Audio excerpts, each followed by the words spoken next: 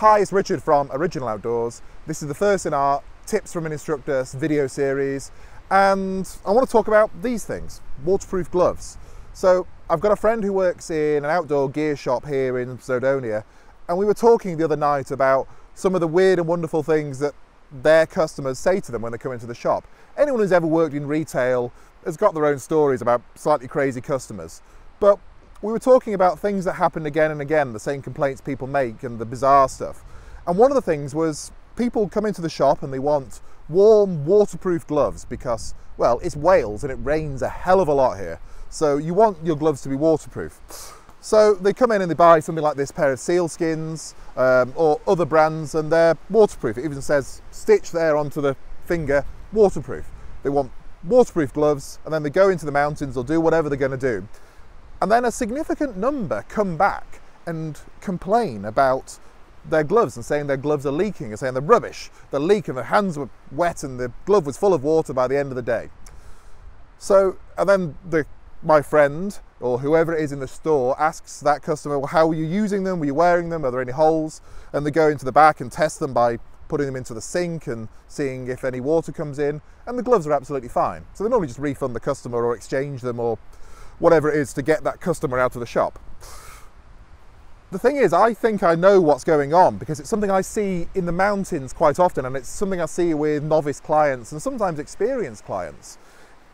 And it's this: so people start off wearing a jacket of some kind, or they put the jacket on first, normally before the gloves, and they've got an adjustable cuff here or something like that, and they put the jacket on and then decide, yeah, I want to put a glove on, get my hands warm, get my hands dry.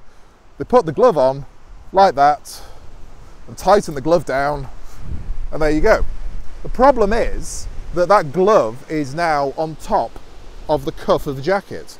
Any water that hits the jacket is going to run down the arm, under the cuff, and fill up the glove eventually. If you're walking in winter in Snowdonia, that can happen in a couple of minutes sometimes. So you've got a nice expensive waterproof glove on the end of your arm, but you've left a big waterproof funnel here at this end that can let water in. So the way to avoid this is take the cuff, you put it over the top of the glove like that. It sounds stupidly simple, and some of you are screaming at your computer going, I know this isn't a tip. It's amazing the number of people who don't know this. So if you're one of these people watching this and going, oh yeah, I might try that, or I'd never thought of that, then this video is for you. So that's it. It's a really simple tip, but this means now that any water that hits my arm or my jacket will run down over the cuff of my jacket, then over the glove. And my glove, that's fairly expensive and brand new, and I want to make sure it works and I want to get my money's worth, now is warm and waterproof. So I've had these gloves, these sealskin gloves, for 9 years, and that was originally black leather, and it's all worn away and bleached in UV light, and it's scuffs and all sorts. These are absolutely fine. They're still waterproof. I could shove my hand into a bucket of water and not let any water in. These are absolutely fine. There's nothing wrong with them. But if I didn't put my cuff over it like that, I would still get water in there. So it's a really simple tip. It's a really quick one. It doesn't cost anything. It's just a different order of doing things. But it can make a big difference to you.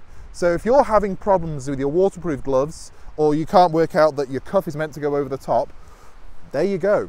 So thank you for watching. If you like this video, if you like what we do, if you want to see more of what we do, then subscribe to the channel, like this video, leave a comment below. If you want to tell me that I'm an idiot or I've got it wrong, or that your glove works fine, or this doesn't work with ski gloves because they're too bulky, then put them in the comments below and we'll try and have a conversation down there. But if you don't want to do any of those things, if you just want to watch this and go through to the next video, that's fine too. Thank you for watching, and I'll see you again next time.